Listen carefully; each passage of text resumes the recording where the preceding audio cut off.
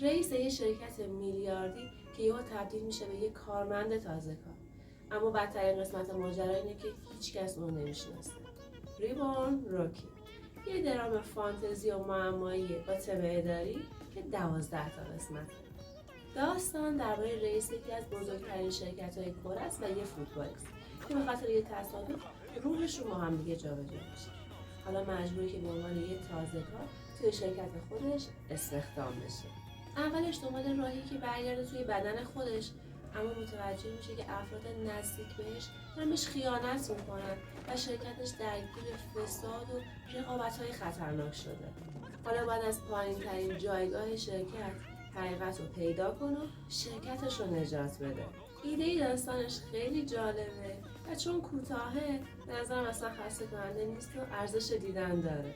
بریم سراغ نکات مثبت سری. ایده جابجایی روح واقعا جذابیتش، حداقل برای کسایی که این سبک رو میپسندن، داستان خیلی خوبیه.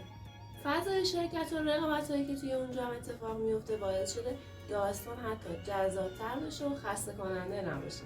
بازیگر اصلی هم واقعا عالی بود، مخصوصا لیجونی که داشت نقش پدر جونینگ رو بازی میکرد و این حس رو بیننده کاملا منتقل میکرد که نقش یه پدر رو داره بازی میکنه. خب بریم سراغ نکات منفی سریال. قسمت‌های اول کمی کند پیش و همینطور اصطلاحات و فضای شرکت ممکنه برای بعضی از بیننده‌ها سنگین باشه. داستان سریال بیشتر روی سیاست‌های شرکت تمرکز داره تا اینکه بخواد اکشن باشه یا حتی رمانتیک. اصلا فضای احساسی نداره.